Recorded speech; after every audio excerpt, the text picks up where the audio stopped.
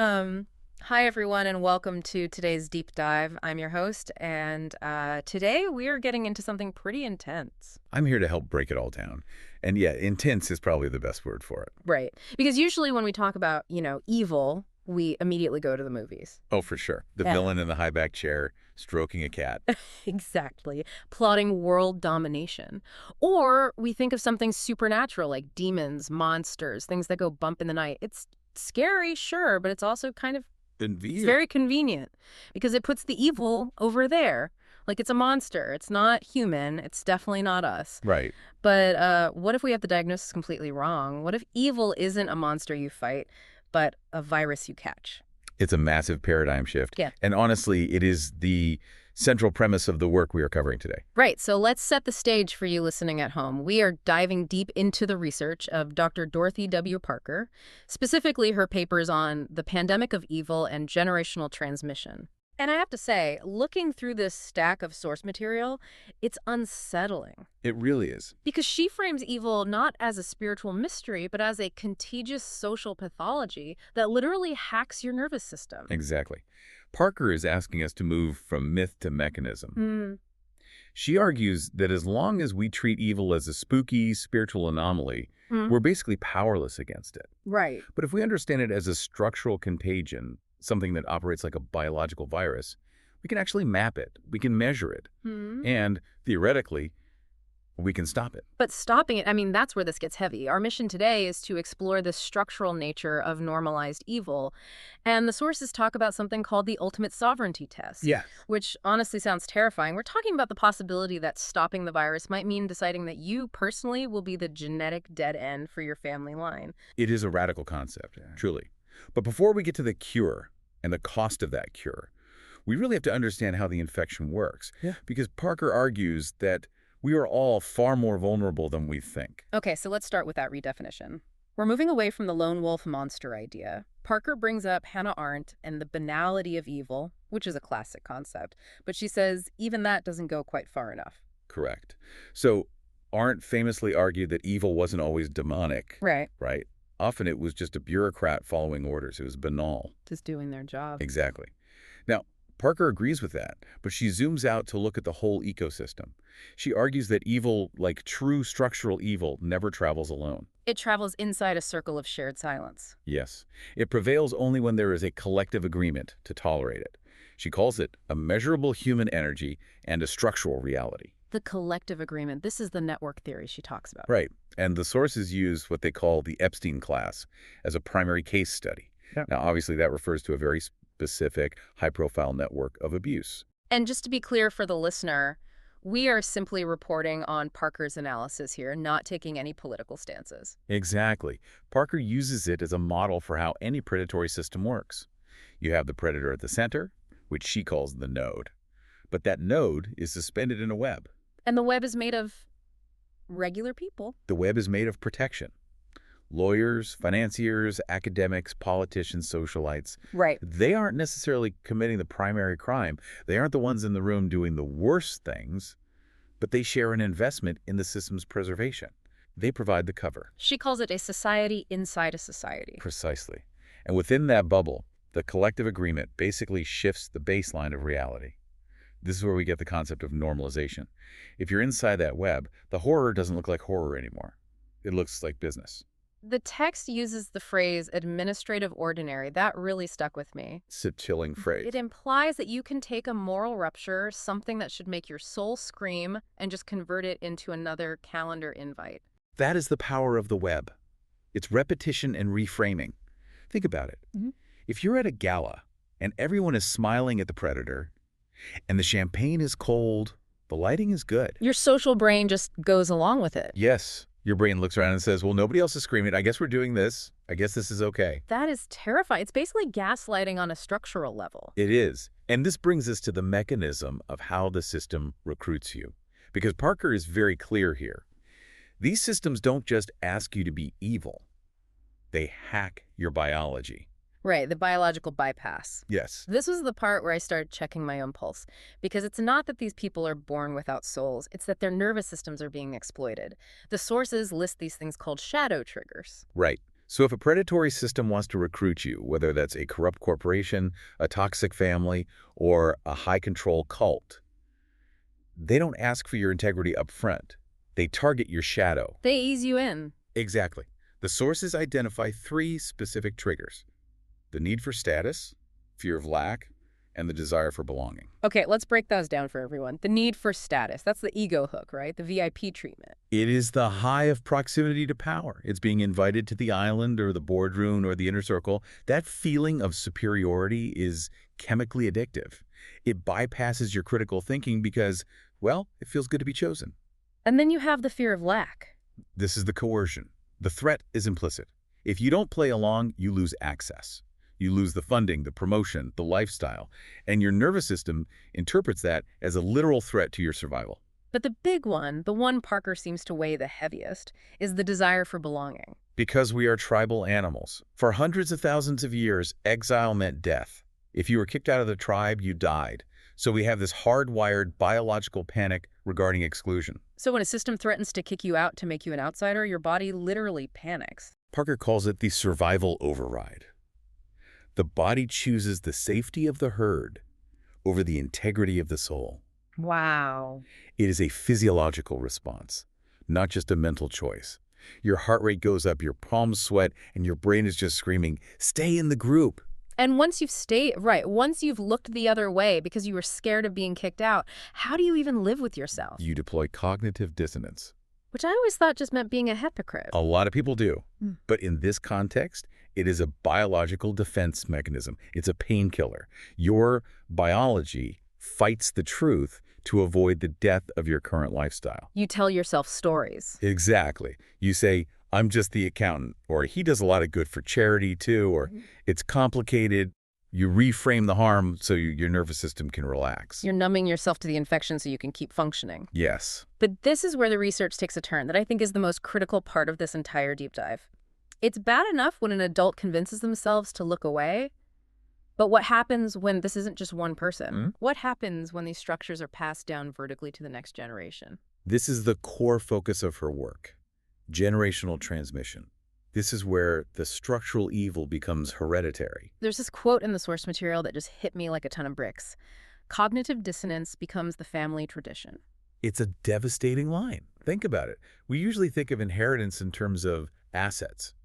You inherit the house, the money, the business. But Parker argues that in these infected structures, these high-status predatory families, the children inherit the normalization of harm. So they aren't just inheriting the yacht, they're inheriting the blinders you need to wear to stay on the yacht. Precisely.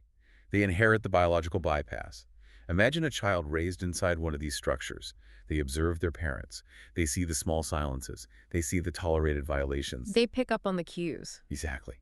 They notice that dad gets angry if you ask where the money comes from, or that mom smiles tighter when certain guests are around. They learn that truth is dangerous. And that silence is profitable. They learn that maintaining access to the group is worth more than moral alignment. Parker calls it incremental consent, and it starts right at the dinner table. The sources refer to it as the Epstein energy at home. And it's tragic because the kid doesn't really have a chance. If that's your baseline reality from age 5, you don't even know you're infected. You just think this is how the world works. The child learns to trade their internal sovereignty, their ability to listen to their own gut for the benefits of the closed group. They trade their soul for protection.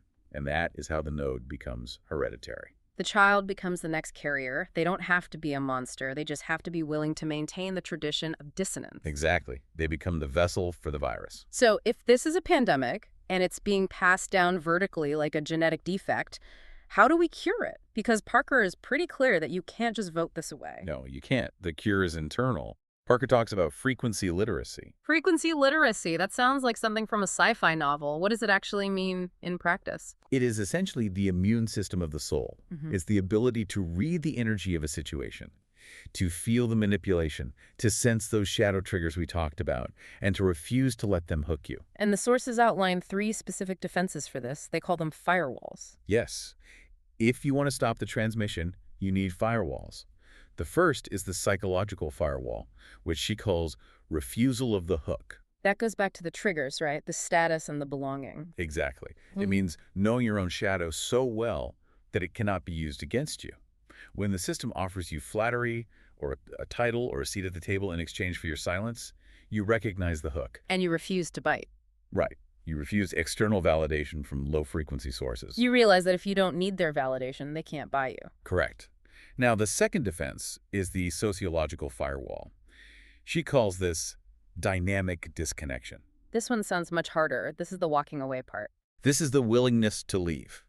And Parker doesn't sugarcoat this at all. She says you cannot fix a predatory system from the inside if the system requires your complicity to function. So the whole good guy on the inside thing is a myth. Usually, Yeah. yes. The system changes you. You don't change the system. So dynamic disconnection means walking away from the infected network entirely.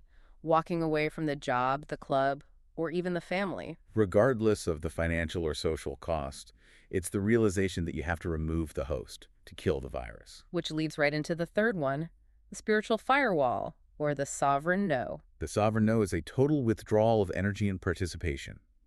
It's based on the idea that evil is parasitic. It needs a host. It needs your reaction, your fear, or your agreement to exist. So if you withdraw your participation completely, A signal becomes a ghost. It has no receiver. deplatforming evil, you just turn off the receiver. Exactly. But this brings us to the hardest part of the deep dive, the part that I think really forces us to look in the mirror. Because saying no is one thing, but saying no when it means ending a legacy, that is the ultimate sovereignty test. Right, our focus for today touches heavily on this. The source says, if evil is a contagion, then the ultimate sovereignty test might not be just protecting yourself. It might be deciding that you will be the genetic dead end. It is a provocative, almost violent phrase, isn't it? Genetic dead end. Yeah. What does that actually mean for the individual? Are we talking about extinction? In a structural sense, yes. It means breaking the line. It means refusing to pass down the structure and the benefits of the corrupt system. Even if it means the end of a family dynasty. Exactly. It implies that if your family legacy is built on the normalization of harm, on that collective agreement to exploit, then the only moral choice is to let that legacy die with you. So practically speaking, imagine you are the heir to one of these dynasties, or even just a regular family that runs on toxicity and secrets. Being the genetic dead end means you don't pass that trauma, that money, or those connections to the next generation. You sever the link. You become the firewall for history. You decide that the infection stops in your body, it goes no further. And Parker notes that this is incredibly painful. I can imagine. It often means the loss of inheritance. It means being disowned. You basically become an orphan by choice to save your soul. That is a massive price to pay. It's a kind of death. It is a social death. Yeah. And the sources warn us that not everyone can do it. Because of this cultural lag, there are casualties in this transition. Right. The text lists 3 types of people who don't make it. First, you have the cynic. The cynic sees the evil. They know the system is rigged. Yeah. But instead of fighting it, they lose faith. They become carriers of nihilism. They just say, well, the world is burning, so nothing matters. Then there's the complacent. The complacent chooses comfort over truth. They might feel the prick of conscience, but the fear of losing their lifestyle is just too strong. So they go back to sleep. They embrace the administrative ordinary. And the third casualty is the polarized. The polarized sees the evil, but they project it entirely onto the other side. They use the crisis to fuel tribal hatred. So they're still caught in it. Exactly. They are still reacting to the parasite, just with anger instead of submission. They're still trapped in the web, just thrashing around in it. So the cynic gives up, the complacent ignores it, and the polarized gets hijacked by it. But Parker contrasts these casualties with a group she calls the ready. The ready. Who are they? These are the individuals willing to bear the weight of maintaining the boundary. They are the ones who are willing to endure the social death of leaving the tribe to preserve their spiritual life. They're the ones who look at the family tradition of cognitive dissonance and say, no more. They are the breakers of the chain. They take all that generational momentum, the money, the habits, the way things have always been done, and they act as a dam. They stop the flow. And that's the test. Sovereignty isn't just about being a good person. As Parker defines it, it's about becoming biologically and spiritually incompatible with the virus of evil. Incompatible. That is the goal. It's not about fighting the darkness every day. It's about reaching a frequency where the darkness simply cannot find a grip on you. You have removed the grid it runs on. You know, we have covered a lot of ground today. We've gone from evil as a cartoon villain to evil as a structural virus. We've looked at how it hacks our biology through status and fear. Right. And we've seen the tragedy of how it gets passed down to kids as a family tradition. It's a heavy framework, for sure, but it is also deeply empowering Yeah. because it moves the responsibility from waiting for the world to change to changing your own internal architecture. But Dr. Parker leaves us with one final, very sobering realization. She says, you cannot save everyone. You cannot force immunity on others. And that is the hardest lesson for the ready. You discover this frequency literacy, you see the web for what it is, and your first instinct is to try to save your family, to wake up your friends. You want to shake them. You want to say, look at the hook. Look at what you're trading. But you cannot force it. Immunity must be chosen. If you try to force it, you often just trigger their defensive systems. Their cognitive dissonance kicks in even harder to protect their reality. So the only move left, the only real power you have is the sovereign no. Correct. The only thing you can do is ensure the predatory frequency has no grid to run on within your own life. If you are the break in the chain, you have done your part. You have stopped the generational transmission in your line. So that is the question we are leaving you with today, and it is a provocative one. Look at the structures you're in. Look at the agreements you've made, maybe at work, maybe in your social circle, maybe even at your own dinner table. Ask yourself, are you maintaining the administrative ordinary? Are you protecting a silence? Are you a carrier, or are you the break in the chain? Are you willing to be the dead end for the dysfunction? It's definitely something to sit with. Thanks for diving deep with us today. We will see you next time.